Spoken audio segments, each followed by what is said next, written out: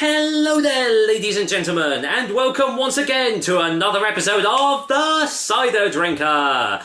Today we have got another cider courtesy of Orchard Box, despite what the name says. No, this isn't one that I actually bought back from me from Bristol, even though it says it on the title. And we're back with the Hoxton Cidersmiths, with their Bristol Draught. Yeah, not exactly sure what to expect from this one. It looks, well, obviously all the labels are very similar, but this kind of looks like they're maybe mainstream sort of cider. Who knows? We'll find out. But this comes in 500ml bottles, and as you can see, is 5.5% ABV. I say, as you can see, but you can't see the ABV. Go figures. Somerset Craft Cider. So it says, Bristol Draught cider is blended to perfection using the finest Somerset apples for a beautiful, rounded flavour with a light sparkle. Made in Taunton using traditional crafter methods perfected over 200 years of cider making, Bristol Draught will appeal to the most discerning of cider drinkers. Contains sulfites for freshness, and yeah, there you go. So, as much as it says, you know, it's in like Taunton, Somerset and everything, but Hoxton Cidersmiths are based in London, so they've obviously taken the ways of crafting and making a really good, hopefully a really good Somerset cider for the London masses. So we'll see. I've had a fair few of their ciders now, and they've been pretty decent. Their Harry Masters jersey was actually really, really good. So let's waste no more time. Let's get this top off and just see what lies beneath. Let's go in for a whiff.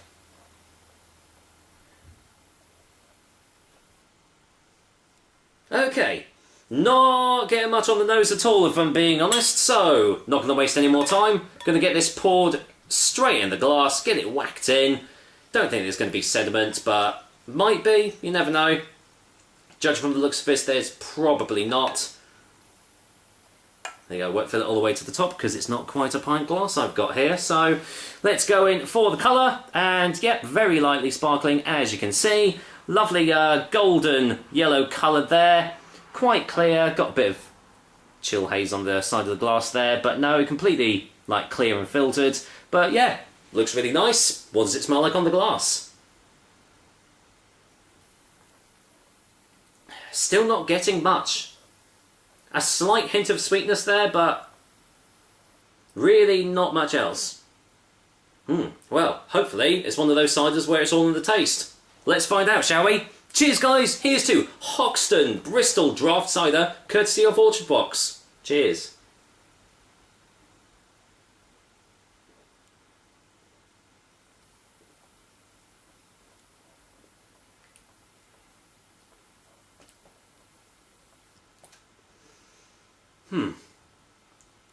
Let's get a second opinion straight away.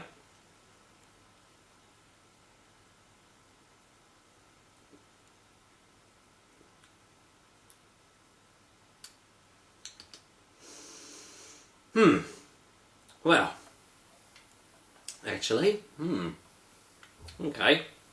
For the first time, I'm going in for a third opinion.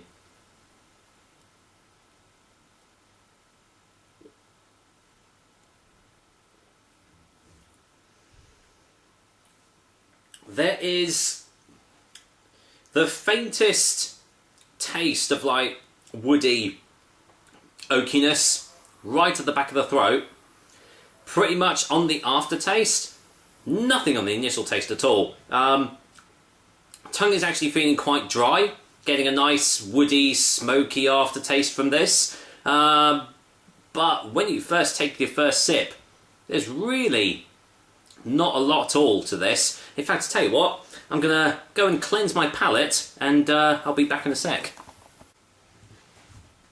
And we're back. The reason I did that is because I did a previous cider review and wondering if that was actually hindering me actually getting any taste from this. So now that my palate is well and truly cleansed, let's see if there are any more tastes.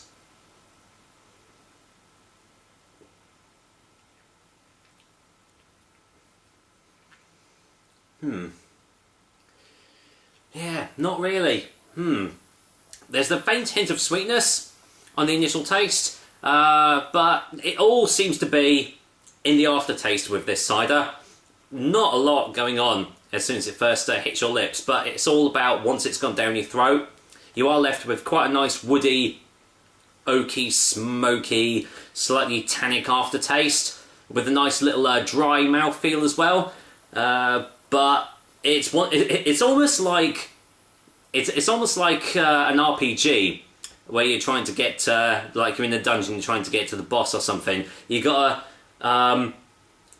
sort of like a subpar RPG where you're trying to slog through the rather drab, dull, boring place to get to the thing that's at the end.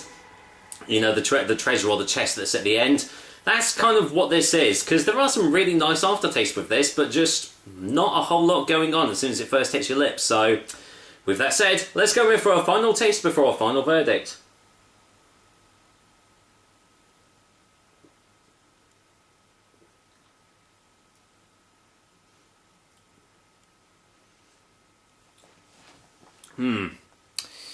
Yes, unfortunately, it's one of those ciders that is just generally sort of meh. If all those aftertastes were actually there in the cider as you're having it, I feel this would score higher because, as I said, the aftertastes are really nice. But generally what we have here is just kind of a tasteless mess, I guess you could say. Which is a bit of a shame because, you know, Hoxton Cidersmiths, they've done a couple of decent ciders before, but this one just isn't up there with the best, unfortunately. With that said, I'm going to go and give Hoxton Cidersmiths Bristol Draught a 5 out of 10. If you can get through the blandness of the initial taste, then you have got something to really savour at the end, but aside from that, I'd probably go with their other ones that they've done, like their Harry Masters jersey, which was really, really nice and refreshing. So, yeah, check out my review of that if you want to, because obviously it's on my channel. But for now, that is another episode of the Cider Drink for you guys. I hope you liked it, and as usual, I will be back with another delicious and tasty cider soon. Until then, well, I want to keep on sampling this off. What the hell has just happened to my voice? Well, we're going to end on a Barry White here, I see. Take care, guys. Until next time. What the bloody hell's happened to my voice? Jesus.